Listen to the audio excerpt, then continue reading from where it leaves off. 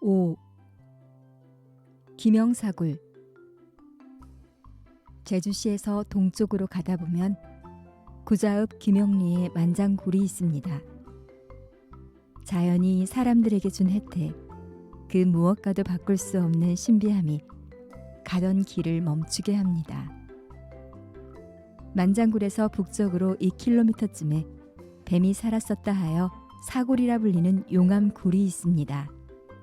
길이 700m, 높이 13m, 너비 10m가량의 S자형 굴 속에 들어서면 어쩐지 가슴이 뛰고 몸이 으스스함을 느끼는 건 전설 때문입니다. 큰일이야. 올해는 무사하나 했는데. 사람들은 근심에 쌓였습니다. 1년 내내 땀 흘려 지은 곡식이 채 여물기도 전에 영문도 모른 채 엉망으로 망가졌기 때문입니다. 모두가 넋을 잃고 하늘만 쳐다보며 긴 한숨을 내쉴 때였습니다. 멀리서 커다란 지팡이를 짚고 헌 삿갓을 쓴 중이 터덜터덜 걷고 있었습니다. 목에 걸린 염주가 발자국에 맞춰 철커덕 소리를 냈습니다. 무슨 해군인가. 중이 중얼거렸습니다. 이상하도다. 빨간 애군이 뻗치고 있다니. 중은 눈을 감았는데도 멀리 땅속에서 뻗어나오는 애군을 훤히 들여다보며 괴로운 표정을 지었습니다. 이보시오 스님, 우릴 살려주시오. 한두 번도 아니고 매년 농사를 망치니 이 노릇을 어찌하란 말이오. 사람들의 애원을 못 들은 채 중은 지는 해를 등지며 삿갓을 눌러쓰고 가던 길을 떠났습니다. 이보 스님, 스님. 사람들이 아무리 불러도 소용이 없었습니다. 애군을 막아야 해. 재물이 아니라 사람을 써서 막아야 해. 처녀를 바쳐야 해. 중이 남긴 마지막 말이 기막혔습니다. 처녀를 제물로 바쳐야 재앙을 막을 수 있다니 누구에게 어떻게 바쳐야 할지 근심 걱정만 늘었습니다. 그것 참 알다가도 모를 일이로고 거참. 사람들은 할 수 없이 무당을 불렀습니다. 옛날에는 어려운 일이 생길 때마다 무당에게 부탁해 애군을 막곤 했습니다. 15살 처녀를 제물로 바치고 굴 앞에서 구슬해야 한다니. 무당은 아무렇지 않은 듯 말을 했지만 마을 사람들에게는 큰일이었습니다. 특히 15살 처녀를 둔 집안에선 난리가 났습니다. 이 일을 어찌할 거나, 이 일을. 걱정만 하고 있을 때가 아니었습니다. 이걸 운명이라 하네. 인간의 힘으로 어찌할 수 없는 일일세. 우리 모두 굶어 죽는 것보다 한 처녀의 죽음으로 막을 수 있다면 그렇게 하는 도리밖에 더 있겠나. 방법이 없음일세. 15살 처녀를 둔 집안에서 제비뽑기로 하게나. 마을 사람들은 모든 걸 체념한 듯 운명으로 돌리고 술과 떡과 처녀를 제단에 바치고 구슬하였습니다. 밤이 점점 깊어갔습니다. 굴 속에서 이상한 소리가 들렸습니다. 찬바람이 불었습니다. 으스스한 기운이 감돌았습니다. 시커먼 굴 속에서 붉은 불빛 2개가 나타났습니다. 뱀이었습니다. 어마어마하게 큰 구렁이였습니다. 귀가 달려 있었습니다. 몇천 년을 묵었는지 두꺼운 비닐로 온몸을 덮고 있었습니다.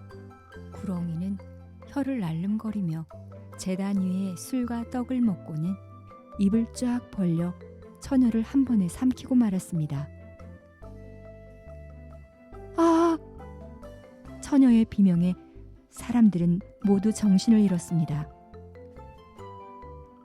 그 후 1년은 구렁이의 모습이 보이지 않았고 농작물의 피해도 없었습니다. 그러길 몇 번 되풀이되었습니다. 아이고, 이 일을 어찌할꼬. 아이고, 내 딸아. 다 쓰러져가는 초가 안에서 긴 한숨이 새어나왔습니다. 마을 사람 그 누구도 그 집 옆에는 얼씬도 하지 않았습니다. 무슨 말을 어떻게 해야 할지 아무도 모르기 때문입니다. 아니, 지금까지 수십 번 그런 일이 되풀이되면서 아무 말도 하지 않은 게 최상이었음을 모든 사람은 알고 있기 때문입니다. 무슨 일인고? 예, 저 집안에 누가 죽기라도 했단 말이냐? 그게 아니라 이런 답답한지고 판관을 잘 보필해야 할 이방이 이 모양이니 어서 말을 하래도. 예, 오늘 저 집 딸이 제물로 바쳐지는 날이라. 제물? 제물이라니? 예, 그게 이런 망측한 일이 있단 말이냐? 어찌 처녀를 제물로, 아니 도대체 누구에게 바친단 말이냐? 글쎄, 그게 구렁이에게. 뭐라고? 한낱 미물은 구렁이에게 처녀를 제물로 바쳐? 이런 일이 있을 수 있단 말인가? 백성을 보살펴야 할 판관들은 지금까지 뭘 했기에 이 일을 그냥 두었단 말인가? 제주 판관으로 부임한 서련은 백성들의 동정을 살피려 이 마을 저 마을을 돌아다니다 핵의 망측한 일을 알고는 주먹을 불끈 쥐었습니다. 여봐라, 군졸을 불러라. 서련은 군졸 10명을 데리고 굴 앞에 나섰습니다. 나는 제주판관 서련이다. 내 오늘 이 요물을 처치할 것이니 그리 알고 전과 같이 제사를 지내도록 하라. 무당은 술과 떡과 처녀를 제단 위에 올리고 굿을 시작하였습니다. 스르륵 쓱쓱 구렁이가 나타났습니다. 술을 마시고 굿소리에 맞춰 춤을 추다가 처녀를 잡아먹으려는 순간 군졸들이 한꺼번에 달려들어 창으로 뱀을 에워쌌습니다. 예잇! 번쩍 빛을 내며 서련의 칼이 공중을 날더니 구렁이 목을 내리쳐 두 동강 내었습니다. 감히 사람을 괴롭히다니. 서련은 구렁이를 죽이고는 제단 위에 술을 들이마셨습니다. 판관님, 정말 큰일을 하셨습니다. 이제 성 안으로 돌아가십시오. 꼭 지킬 일은 절대로 뒤를 돌아보시면 안 됩니다. 이곳을 지키지 못하면 큰 화를 당하십니다. 명심하소서. 무당이 이르는 말을 들으며 서련은 군졸과 함께 말을 달렸습니다. 막 성문에 다다랐을 때였습니다. 판관님, 판관 나으리. 어디서 여자의 비명 같은 소리가 들렸습니다. 판관님, 판관 나으리, 저 좀. 뒤를 따르던 군졸이 겁에 질려 소리쳤습니다. 판관님, 피비가 내립니다. 뒤를 따르던 군졸이 겁에 질려 소리쳤습니다. 뭐라고? 서련은 뒤를 돌아봤습니다. 하늘엔 구렁이가 구름을 타고 쫓아오며 피비를 뿌리고 있었습니다. 뿔싸. 뒤를 때는 늦었습니다.